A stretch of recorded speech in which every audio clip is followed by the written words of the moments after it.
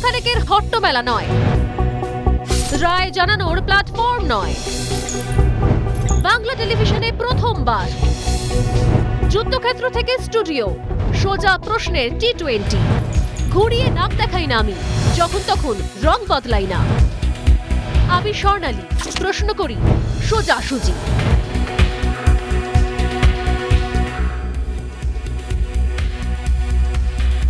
নমস্কার, দেখছি রিপাবলিক বাংলা, সঙ্গে রয়েছি আমি স্বর্ণালী। শুরু করছি সোজাসুজি স্বর্ণালী। এই বাংলায় কথায় কথায় শাসক দলকে যে কোনো ইস্যুতে প্রশ্ন করলে দুম করে চলে যায় গুজরাট, দুম করে চলে যান উত্তরপ্রদেশ, বিভিন্ন জায়গার উদাহরণ টেনে নিয়ে তারপরে আসেন বাংলার ইস্যুতে। আমরা প্রশ্ন করি যে বাংলার ঘটনাগুলোর ক্ষেত্রে, বাংলার ইস্যুগুলোর ক্ষেত্রে বাংলায় কোথাও মানুষ চাকরি না পেলে, কোথাও গিয়ে বিচার না পেলে, পুলিশের হেনস্থার মুখে পড়লে, বারবার সেই সমস্ত বিষয় নিয়ে প্রশ্ন করলে কেন গুজরাট, কেন উত্তরপ্রদেশ যেতে হয়? কিন্তু আজকে গুজরাটের ফল প্রকাশের পর তারা আরো একবার গুজরাট ভ্রমণ করবেন কিনা সে নিয়ে সন্দেহ রয়েছে। কারণ ভোটের গিমিক না উন্নয়ন, ভোটের জন্য হাত পেতে ঘুষ নেবেন নাকি ভোট দিয়ে কাজের হিসেবটা বুঝে নেবেন? এক হাতে ভোট দিয়ে অন্য হাতে ভোট দেওয়ার সময় ভবিষ্যতের কথা ভাববেন। চুরি, দুর্নীতি এগুলো কি ভোটের ফ্যাক্টর নয়? সত্যি কি নয়? 2000 টাকা দিয়ে 2 লক্ষ টাকার ধারে যদি কেউ আপনাকে ডুবিয়ে দেয়, তাহলে সেটা কি আপনার শুভাকাঙ্ক্ষী? আমি বিশ্বাস করি মানুষ এই সবই বোঝে, সবই ধরতে পারে, আর তারই নজির তৈরি হলো আজ গুজরাটে। গুজরাটের ভোটের ডাহা ফেল করলো ফ্রি গিমিকের পোস্টার বয় অরবিন্দ কেজরিওয়াল। গুজরাটের নির্বাচন ছিল এবং সেই নির্বাচনের বিপুল মার্জিনে জয় পেল আরো একবার গেরুয়া শিবির, আরো একবার সেখানে ফুটলো পদ্ম। আর এরই কারণ কাটাছেড়া করতে গিয়ে যেটা উঠে আসছে তা হচ্ছে গুজরাটের মানুষ কোনটাকে ভরসা করেছে? উন্নয়নকে ভরসা করেছে নাকি ফ্রিতে কি পাবো, কি কি জিনিস পাবো ফ্রিতে, কত ভাতা পাবো, কি কি সুবিধা পাবো ফ্রিতে, তাতে ভরসা করেছে? এত কিছু এতদিন ধরে যে বিষয়গুলো বারবার করে উঠে আসছিল, যে দুর্নীতির বিরুদ্ধে সওয়াল যারা করছে, যারা ফ্রি এর বিরুদ্ধে সওয়াল করছে, আজকে অরবিন্দ কেজরিওয়াল পুরোপুরি ডাহা ফেল, দু অঙ্কের সংখ্যাও ক্রস করতে পারলো না আম আদমি পার্টি। দিল্লির ধাঁচে এক ঝাঁক বিনামূল্যে প্রকল্পের প্রতিশ্রুতি দিয়েছিলেন আম আদমি পার্টির নেতা, কিন্তু সেই সমস্ত ফ্রি গিমিক সমস্ত মুখ থুবড়ে পড়লো আজ গুজরাটে। আর এখানে বাংলার সঙ্গে তৈরি হলো বিশাল ফারাক, বিশাল। কেন?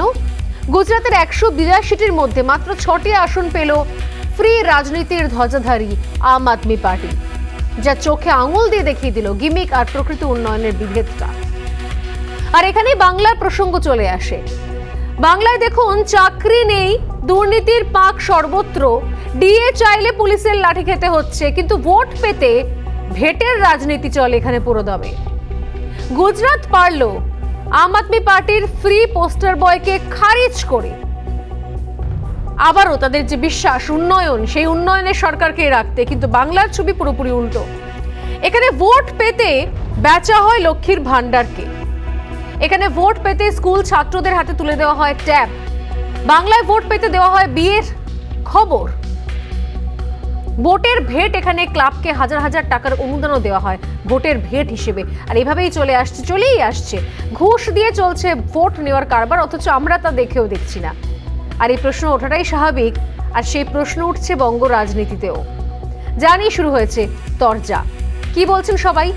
ভেট অর্থাৎ ফ্রি এর মোহ মায়া জালে জড়িয়ে ভোট কিনে নেওয়া, নাকি উন্নয়ন, প্রকৃত উন্নয়ন দেখবো, প্রকৃত উন্নয়ন পাবো, সেই সুবিধে পাবো, চাকরি পাবো, রাস্তা পাবো, বিজলি, পানি, সড়ক সবকিছু পাবো, তবে গিয়ে ভোট দেবো? কোনটা? গুজরাট পারলে কেন বাংলা পারবে না? কেন ফ্রি এর মোহ মায়া জাল এখানে পড়ে থাকতে হবে? তাহলে কি নেপথ্য কারণ রয়েছে সত্যি কর্মসংস্থানের অভাব, চাকরি নেই, তাই জন্য কোথাও লক্ষ্মীর ভান্ডারটা সেই জায়গা পূরণ করছে, শূন্যস্থান পূরণ করছে? রাজনৈতিক তরজে এই নিয়ে চরমে। কি বলছেন বিভিন্ন রাজনৈতিক দলের নেতা নেতৃত্ব আজকের গুজরাটের এই গেরুয়া সুনামির পর? শুনবো।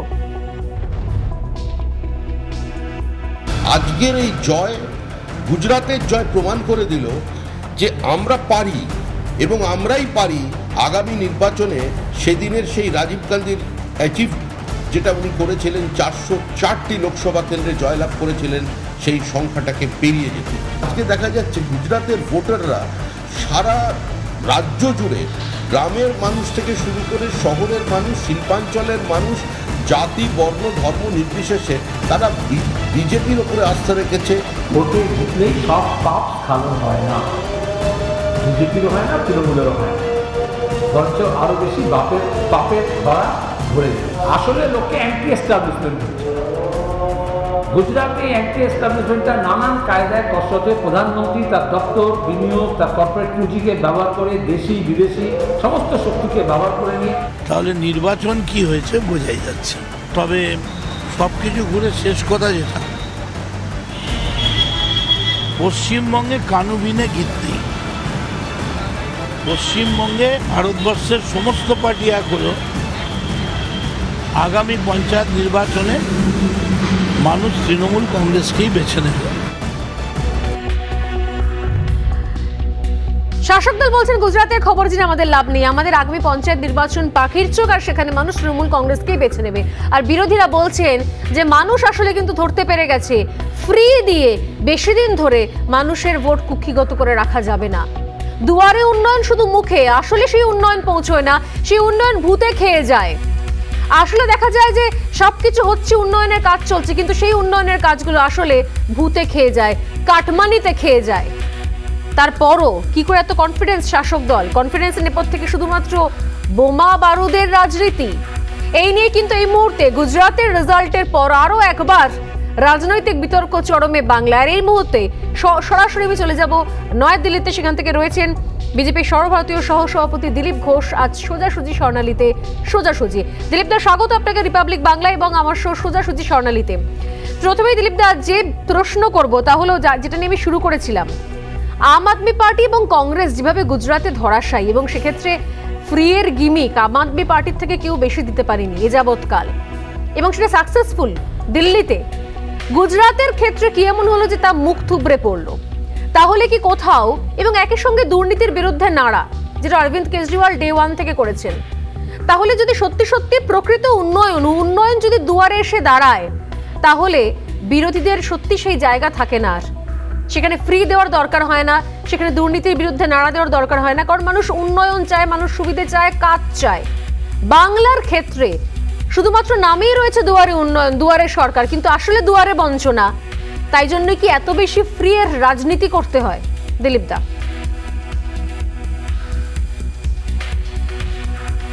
দেখুন, গুজরাট একটা উদাহরণ শুধু নয়, একটা মডেল হয়েছে, একটা বিকল্প তৈরি হয়েছে। নরেন্দ্র মোদীজি প্রায় 12 বছর মুখ্যমন্ত্রী থেকে তিনি যেটা চাইছেন তৈরি করতে ভারতবর্ষকে, তার একটা ছোট্ট মডেল ওখানে তৈরি করেছিলেন এবং সেটাকে কন্টিনিউ করছে। নেতা বদল হয়েছে কিন্তু নীতি সমান চলেছে, কাজ হয়েছে, এবং তাই 5 বার 6 বার সরকার হওয়ার পরেও ভোট বাড়ছে। এবং এবারে যেটা ভোট বেড়েছে তো ঐতিহাসিক, সমস্ত রেকর্ডকে পার করে দিচ্ছে। 149 ছিল কংগ্রেসের চিমন ভাইয়ের, সেটাকেও পার করে দিচ্ছে। আর এটাই আমরা সারা ভারতবর্ষের মডেল হিসেবে রাখতে চাই। ভারতবর্ষের মানুষ এটা বুঝেছেন। দিল্লি ইত্যাদির মতো বহু প্রাচীন শহর যেখানে বহু সমস্যা আছে, সেখানে হয়তো আমাদের কর্পোরেশন যতটা করার ছিল ততটা করতে পারেনি, আরও অনেক অনেক সমস্যা আছে। সেটা সেজন্য হয়তো কিছু মানুষ ওইদিকে গেছেন ফ্রির ঝোঁকে। কিন্তু গুজরাট দেখিয়েছে সমস্ত স্তরের জাতি, পন্থ, ভাষা, ধর্ম নির্বিশেষে সবাই উন্নয়নের স্বাদ পেয়েছেন। তাই তারা বিজেপির সঙ্গে আছেন এবং বিজেপি। দিলীপ বাবু, অনেক ধন্যবাদ, অনেক ধন্যবাদ। আমি আবারও যোগাযোগ করার চেষ্টা করব। এই মুহূর্তে নরেন্দ্র মোদী তিনি বক্তব্য রাখছেন।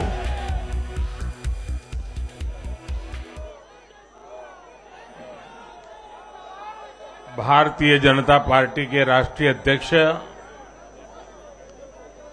श्रीमान जेपी नड्डा जी, हमारे वरिष्ठ साथी श्री राजनाथ जी, श्री अमित भाई,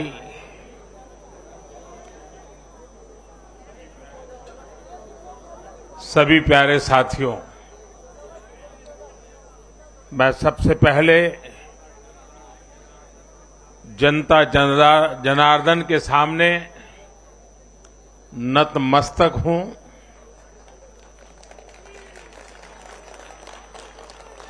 जनता जनार्दन का आशीर्वाद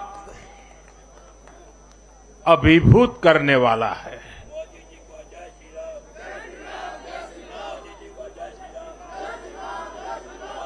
श्रीमान जेपी नड्डा जी के नेतृत्व में भारतीय जनता पार्टी के कार्यकर्ताओं ने जो परिश्रम किया है, उसकी खुशबू आज हम चारों तरफ अनुभव कर रहे हैं।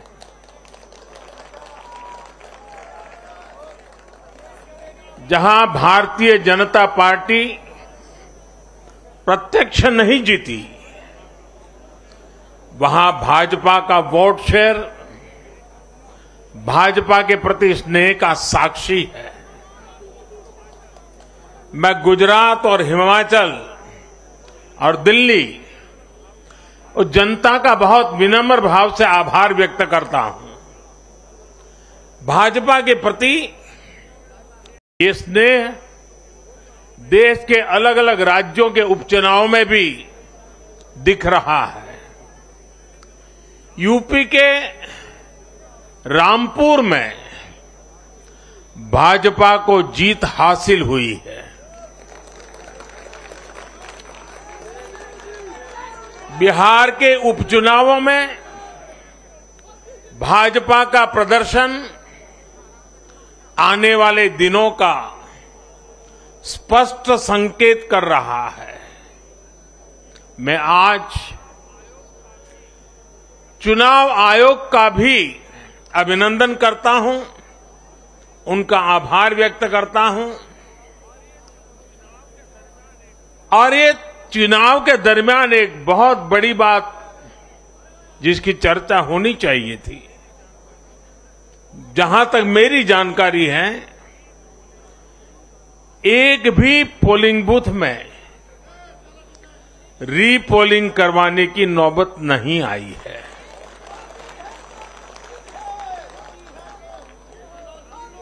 मतलब कि सुख और शांतिपूर्ण रूप से लोकतंत्र की भावनाओं को पूरी तरह लेटर एंड स्पिरिट में स्वीकार करते हुए मतदाताओं ने लोकतंत्र के उस उत्सव को बहुत बड़ी ताकत दी है। और इसके लिए भी चुनाव आयोग अभिनंदन का अधिकारी है। इस चुनाव में हिस्सा लेने वाले हर राजनीतिक कार्यकर्ता को, हर दल को भी मैं साधुवाद देता हूं। साथियों, आज मैं हिमाचल के हर मतदाता का भी बहुत बहुत आभारी हूं।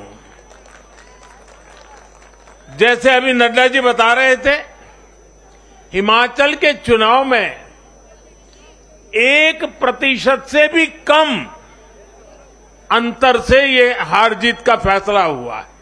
1% से भी कम। इतना कम अंतर से हिमाचल में कभी नतीजे नहीं आए हैं। हिमाचल में हर 5 वर्ष में सरकारें बदली हैं, लेकिन हर में जब बदलाव हुआ है, कभी 5%, कभी 6%, कभी 7%, जीतने वाले और हार वाले के बीच में अंतर रहा है। इस बार 1% से भी कम। इसका मतलब है कि जनता ने भी भारतीय जनता पार्टी को विजयी बनाने के लिए भरसक प्रयास किया है। मैं हिमाचल की जनता को आश्वस्त करता हूं कि भाजपा भले ही 1% से पीछे रह गई, लेकिन विकास के लिए हमारी प्रतिबद्धता 100% रहेगी।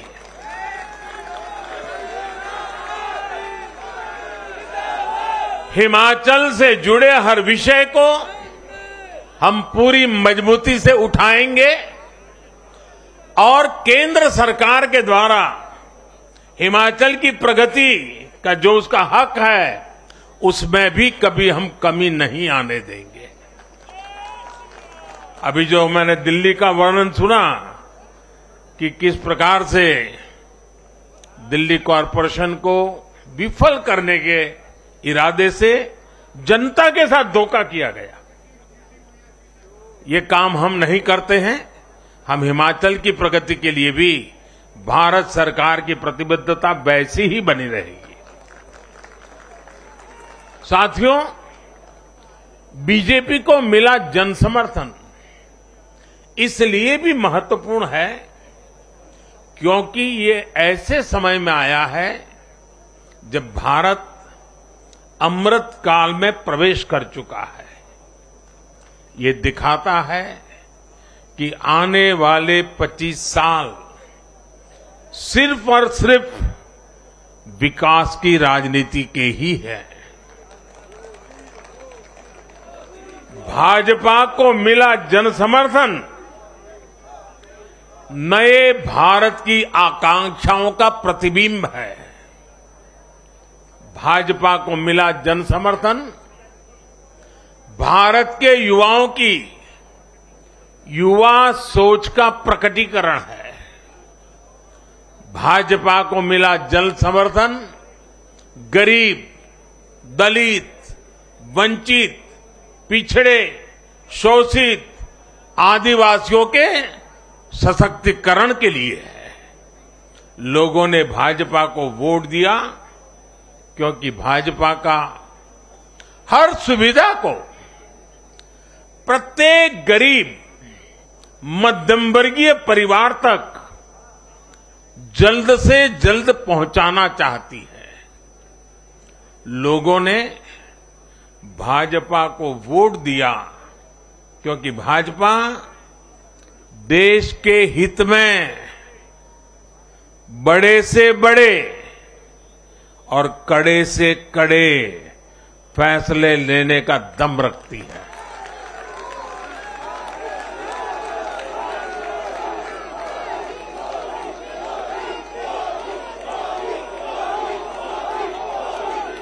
भाजपा का बढ़ता जन समर्थन ये दिखाता है कि परिवारवाद और भ्रष्टाचार के खिलाफ जन आक्रोश लगातार बढ़ रहा है। और मैं इस बात को स्वस्थ लोकतंत्र के लिए एक शुभ संकेत के रूप में देखता हूं।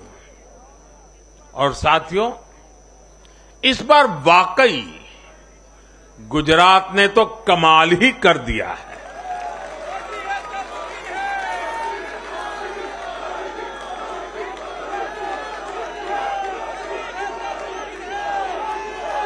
मैं नड्डा जी सहित सभी भाजपा कार्यकर्ताओं को बधाई देता हूं और विशेष रूप से मैं गुजरात की जनता को भी नमन करता हूं। चुनावों के दौरान मैंने गुजरात के भाई बहनों और युवाओं से कहा था कि इस बार नरेंद्र का रिकॉर्ड टूटना चाहिए। और मैंने वादा किया था कि भूपेंद्र नरेंद्र का रिकॉर्ड तोड़े, इसलिए नरेंद्र जी जान से मेहनत करेगा।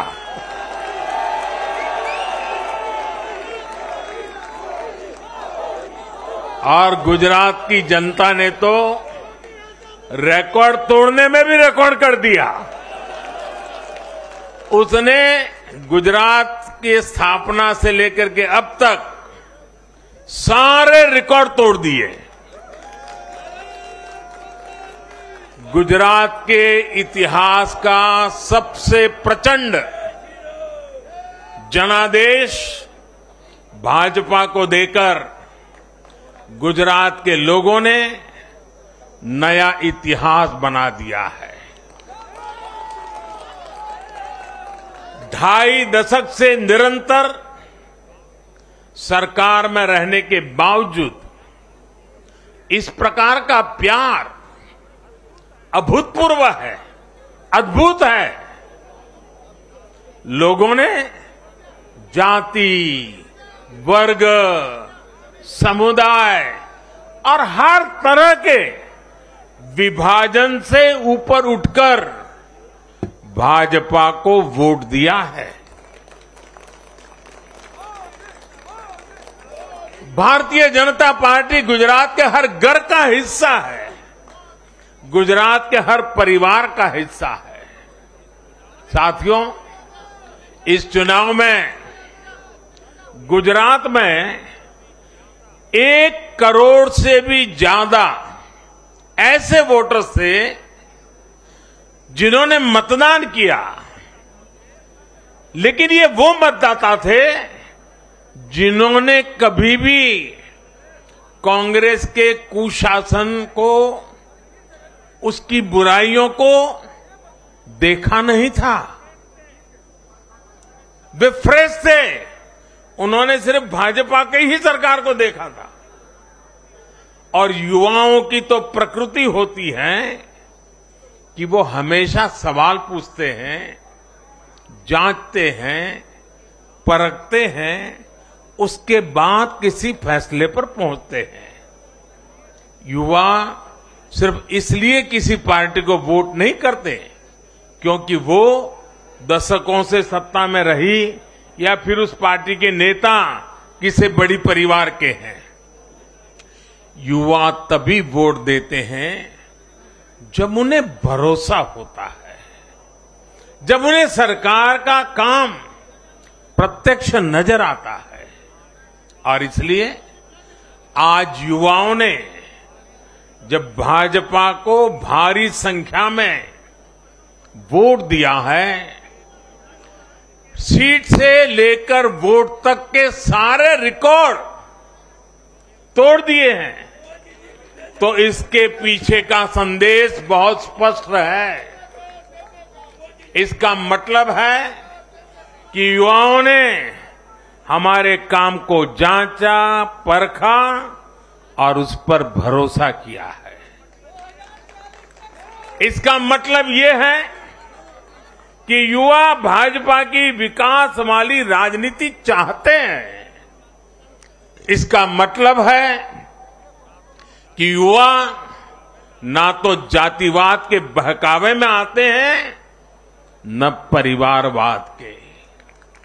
युवाओं का दिल सिर्फ विजन और विकास से जीत सकते हैं, और भाजपा में विजन भी है और विकास के प्रति प्रतिबद्धता भी है।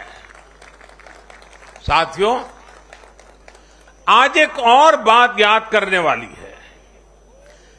जब महामारी के घोर संकट के बीच बिहार में चुनाव हुए थे, तो जनता ने भाजपा को भरपूर आशीर्वाद दिया।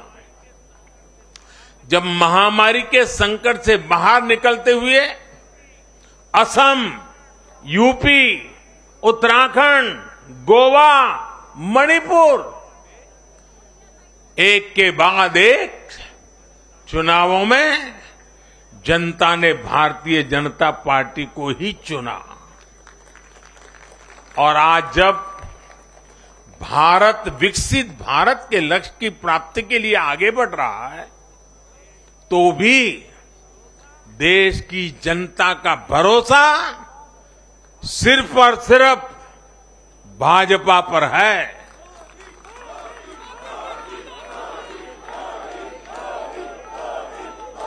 मैं बड़े बड़े एक्सपर्ट्स को भी ये याद दिलाना चाहता हूं कि गुजरात के इस चुनाव में भाजपा का आह्वान था, विकसित गुजरात से विकसित भारत का निर्माण। गुजरात के नतीजों ने सिद्ध किया है कि सामान्य मानवी में विकसित भारत के लिए कितनी प्रबल आकांक्षा है। संदेश साफ है, जब देश के सामने कोई चुनौती होती है तो देश की जनता का भरोसा भाजपा पर होता है।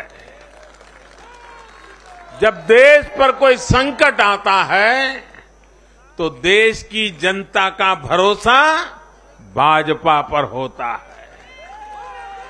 जब देश बड़े लक्ष्य तय करता है तो उनकी प्राप्ति के लिए देशवासियों का भरोसा भाजपा पर होता है। जब देश की आकांक्षाएं चरम पर होती हैं तो भी उनकी पूर्ति के लिए देश की जनता का भरोसा भाजपा पर ही होता है। साथियों, भाजपा के आज हम जहां पहुंचे हैं, राज्यों में हो, स्थानीय स्वराज्य की निकायों में हो या केंद्र में हो, ये ऐसे ही नहीं पहुंचे हैं। 5 पीढ़ियां जनसंघ के जमाने से तपस्या करते हुए परिवार के परिवारों खपते रहे, तब जाकर के ये दल बना है, तब जाकर के हम यहां पहुंचे हैं।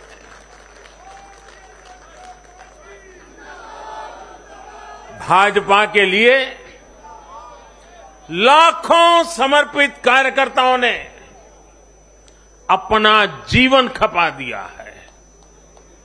व्यक्तिगत सुख, व्यक्तिगत आकांक्षाएं, व्यक्तिगत खुशी, व्यक्तिगत महत्वाकांक्षा, व्यक्तिगत सफलता, इन सबको तिलांजलि देकर भाजपा का प्रत्येक कार्यकर्ता समाज और देश की सेवा करने में, समाज और देश को सशक्त करने में जुटा रहता है। हम विचार पर भी बल देते हैं और व्यवस्था को भी सबल बनाते रहते हैं। भाजपा अपने कार्यकर्ताओं की अथाह संगठन शक्ति पर भरोसा करके ही अपनी रणनीति बनाती है और सफल भी होती है। उतार चढ़ाव भाजपा के राजनीतिक जीवन में भी आए हैं, लेकिन हमने आदर्शों और मूल्यों पर अड़िग रहकर दिखाया है। साथियों, पिछले 8 वर्षों में देश में एक और बहुत बड़ा बदलाव अनुभव किया गया है। ये बदलाव कार्य का भी है, कार्यशैली का भी है। भाजपा की सरकारें भी कार्य को छोटा नहीं समझती। हम मानते हैं हर काम बड़े लक्ष्यों की प्राप्ति का माध्यम बनता है। इसलिए भाजपा की सरकारों ने गरीबों के लिए पक्के घर, शौचालय, गैस कनेक्शन, बिजली कनेक्शन, नल से जल, बैंक में खाते, मुफ्त इलाज, मुफ्त भोजन, इंटरनेट, ऐसी बेसिक सुविधाओं पर फोकस किया है। पहले की राजनीति में ये बहुत फैंसी विकास नहीं माना जाता था। पहले की राजनीति में इसे बड़े काम के तौर पर देखा भी नहीं जाता था। इसलिए आज जो भी सरकारी लाभ है वो हर व्यक्ति, हर क्षेत्र, हर वर्ग जो उसका हकदार है उस तक तेजी से पहुंचने के लिए ईमानदारी से प्रयास किया जाता है। पूरा का पूरा पहुंचे, इसके लिए टेक्नोलॉजी का भी भरपूर उपयोग किया जाता है। किस क्षेत्र, किस वर्ग, किस समुदाय में कितने वोट हैं, इस आधार पर न हम देश चलाते हैं, न राज चलाते हैं, न सरकारें चलाते हैं। और हमें आज इस बदली हुई राजनीति के सकारात्मक नतीजे भी देखने को मिल रहे हैं। आज बड़े बड़े एक्सपर्ट भी ये कह रहे हैं कि भारत में गरीबी कम हो रही है। साथियों, देश ने पिछले 8 वर्षों में गरीब को सशक्त करने के साथ ही गरीब तक मूलभूत सुविधाएं पहुंचाने के साथ ही आधुनिक इंफ्रास्ट्रक्चर पर भी फोकस किया है।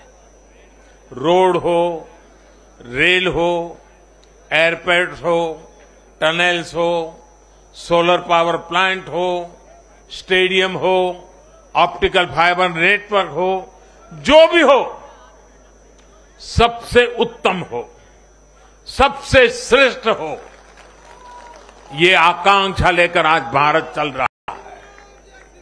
और साथियों, मैं एक और बात आपको याद दिलाना चाहूंगा।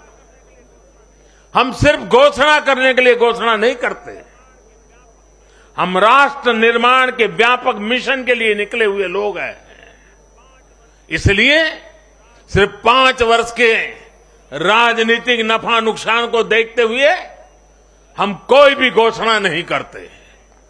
हमारी हर घोषणा के पीछे एक दूरगामी लक्ष्य होता है, एक रोड मैप होता है।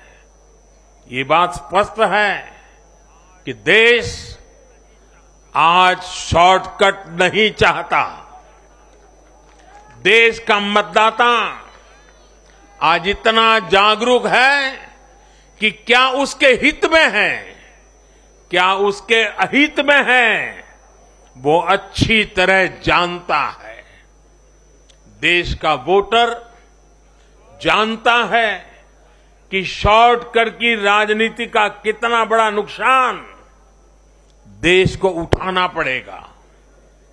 आज देश में कोई संशय नहीं कि अगर देश रहेगा, देश समृद्ध होगा, तो सबकी समृद्धि तय है।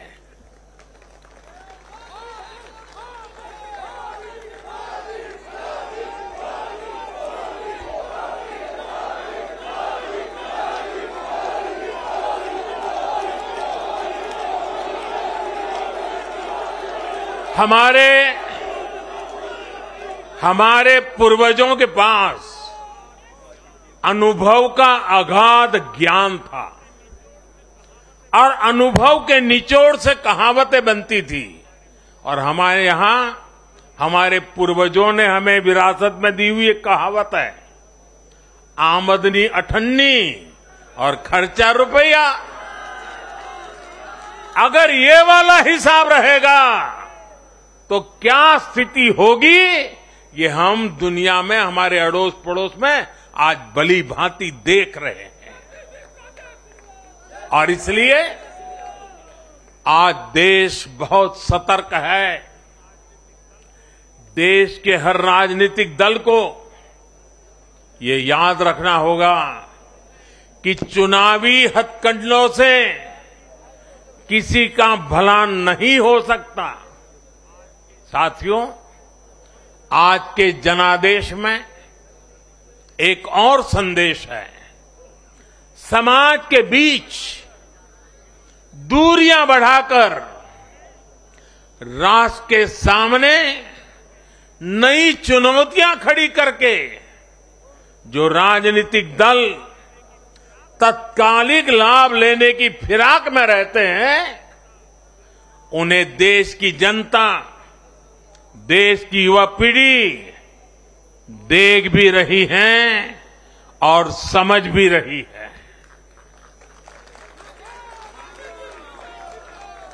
भारत का भविष्य फॉल्ट लाइंस को बढ़ा करके नहीं, फॉल्ट लाइंस को गिराकर ही उज्जवल बनेगा। कभी भाषा की दीवार, कभी रहन सहन, कभी क्षेत्र, कभी खान पान, कभी ये वर्ग, कभी वो वर्ग। लड़ने के लिए तो सैकड़ों वजह हो सकती हैं, लेकिन जुड़ने के लिए एक वजह ही काफी है, ये मातृभूमि, ये धरती, ये देश, ये हमारा भारत।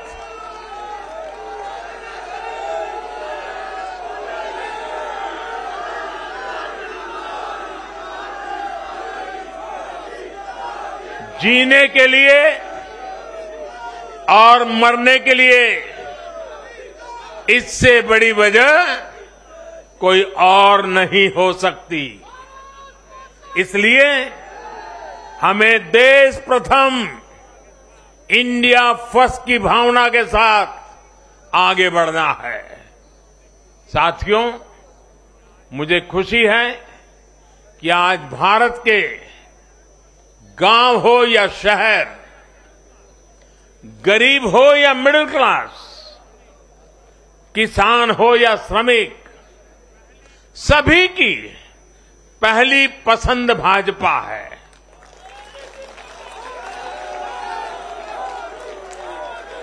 भाजपा को गुजरात के आदिवासी क्षेत्रों का भी अभूतपूर्व आशीर्वाद मिला है। और मुझे अभी जो जानकारी बताई गई, SC ST की गुजरात में करीब 40 सीटें आरक्षित है। 40 में से 34 सीटें थम्बिंग मेजोरिटी से भारतीय जनता पार्टी जीती है।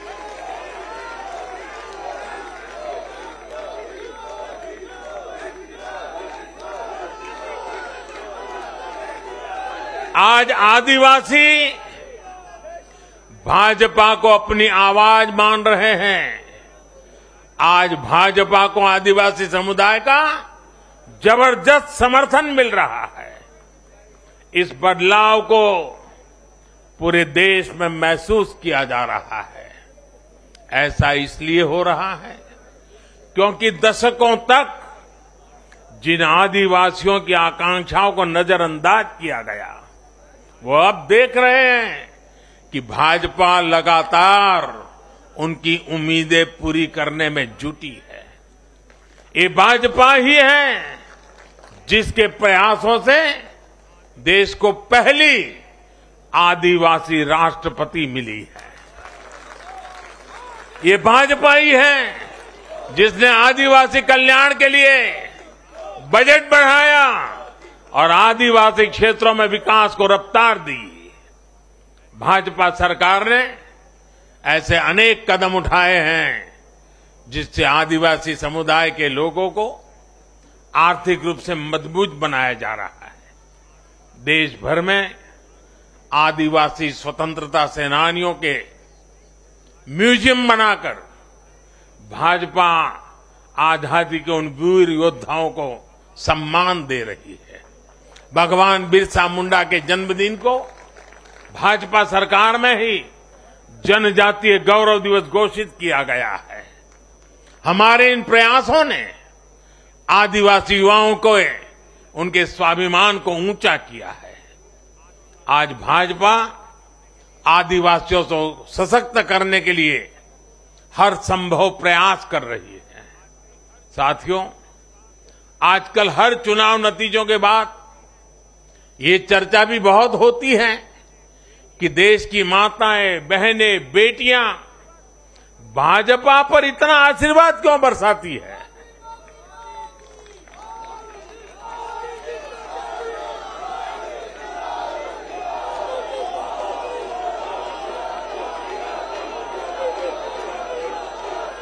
अगर कोई ईमानदारी से आत्मचिंतन करे तो ये पाएगा कि आजादी के बाद से पहली बार आज देश में एक ऐसी सरकार है जो महिलाओं की समस्याएं, उनकी चुनौतियां, उनकी आवश्यकताएं, उनकी आकांक्षाएं, उसे समझने का लगातार प्रयास कर रही है और उसके अनुसार काम की योजना बनाती है। गांव देहात से लेकर शहर तक, घरेलू कार्य में व्यस्त महिला से लेकर स्वरोजगार करने वाली या किसी रोजगार से जुड़ी महिलाओं के लिए जितना भाजपा सरकार ने किया है उतना पहले किसी भी सरकार ने नहीं किया।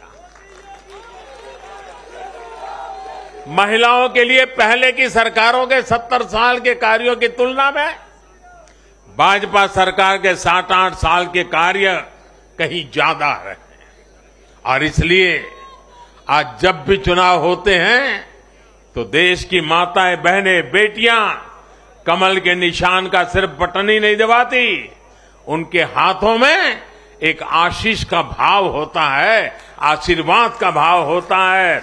और जब वो उंगली कमल के बटन पर रखती हैं, तब वो हम जैसे लाखों कार्यकर्ताओं के सर पे विजय तिलक भी लगा देती है।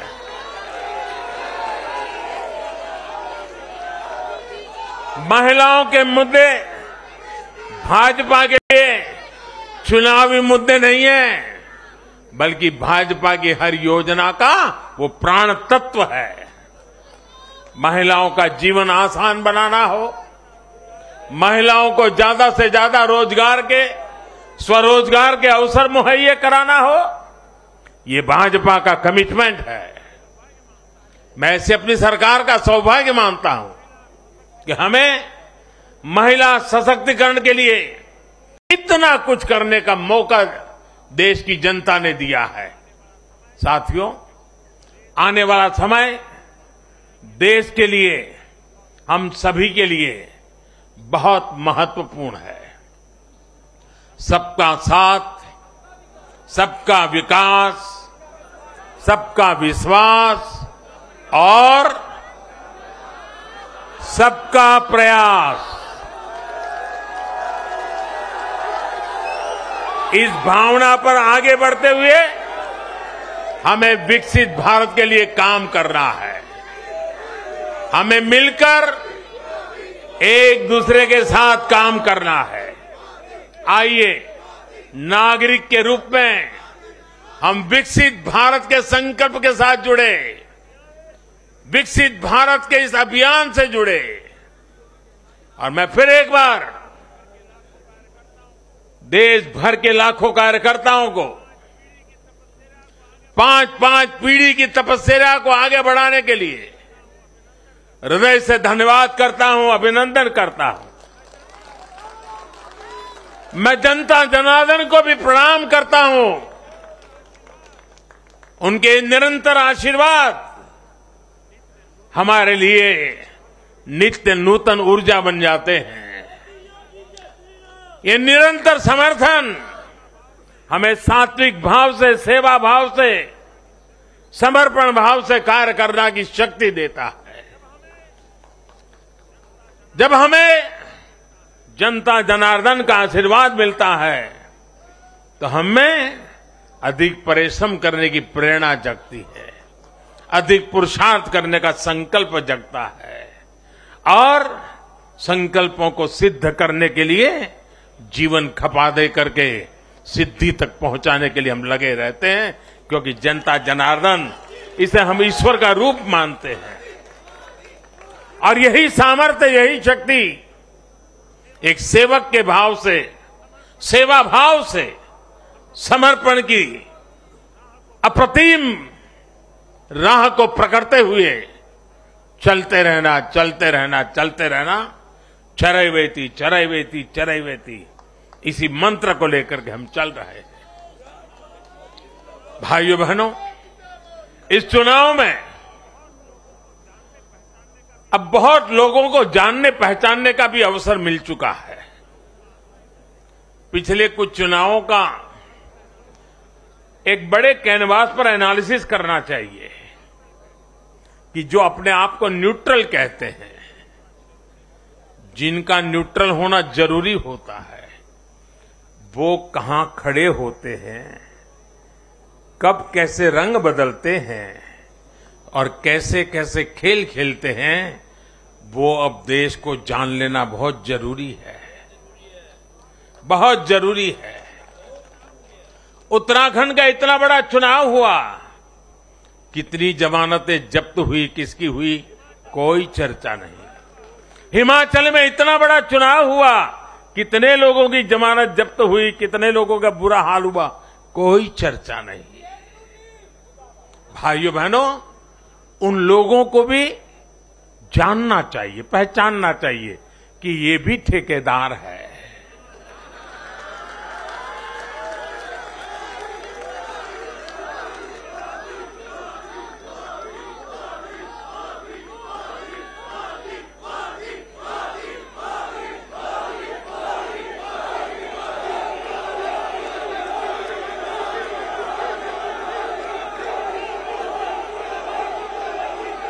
राजनीति में सेवा भाव से एक मुख्य सेवक की तरह काम करना वो जैसे डिस्क्वालिफिकेशन माना जा रहा है। ये क्या नौबत आई है? ये कैसे नए मापदंड लगाए गए हैं? अब देखिए, मुझे खुशी हो रही है कि हमारे गुजरात के सीएम भूपेंद्र भाई पटेल करीब करीब 2 लाख वोटों से जीते हैं। असेंबली सीट है, लोकसभा में भी कोई 2 लाख से जीते तो बहुत बड़ी बात मानी जाती है। असेंबली में करीब करीब 2 लाख वोट से जीतना, लेकिन ठेकेदारों का,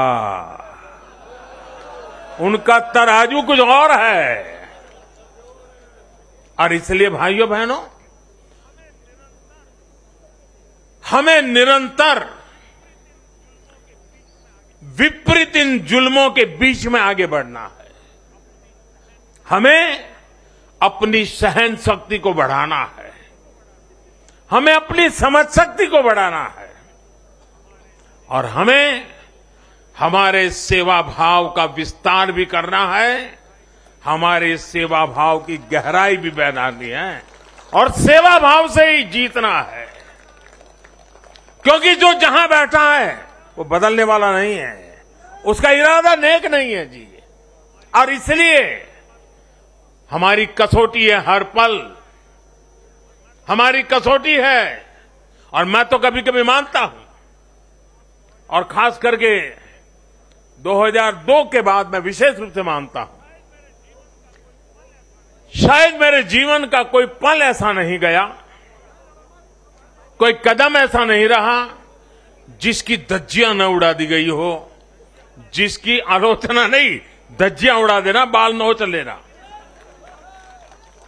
लेकिन इसका मुझे बहुत फायदा हुआ, क्योंकि मैं हमेशा सतर्क रहा। हर इस प्रकार की बुरी प्रवृत्ति से कुछ न कुछ सकारात्मक खोजता रहा, खुद में बदलाव लाता रहा, सीखता गया, बढ़ता गया। और जिन लोगों को चारों तरफ से उछालने वाले लोग रहते हैं, कंधे पर बिठा करके नाचने वाले लोग रहते, उनसे सुधरने की भी संभावना नहीं होती है। वो तो जो है वहां से भी बिगड़ेंगे। और इसलिए आलोचनाओं ने भी हमें बहुत सिखाया है। हर आलोचना में से हमारे काम की चीज हमें खोजते रहना है, हमें अपनी शक्ति को बढ़ाते रहना है, और कठोर से कठोर झूठे आरोपों को सहने का सामर्थ्य भी बढ़ाना होगा साथियों, क्योंकि अब जुल्म बढ़ने वाला है।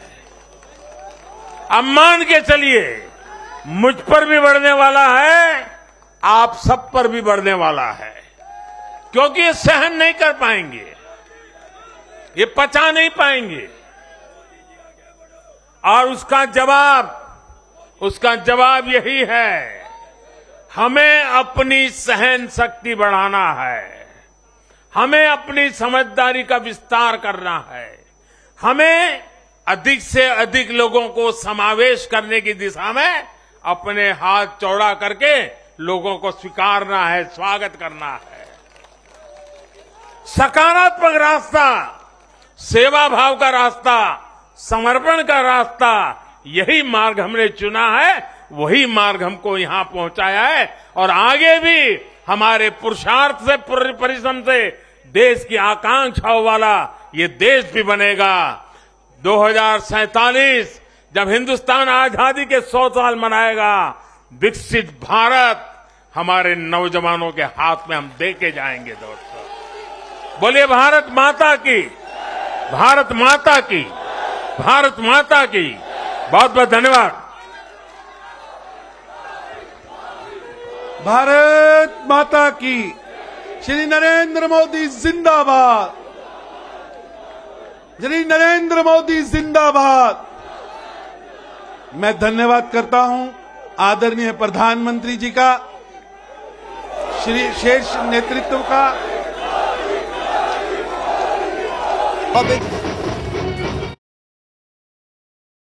श्री नरेंद्र मोदी जिंदाबाद, श्री नरेंद्र मोदी जिंदाबाद, श्री नरेंद्र मोदी जिंदाबाद, श्री नरेंद्र मोदी जिंदाबाद। भारत माता की, भारत माता की, भारत माता की।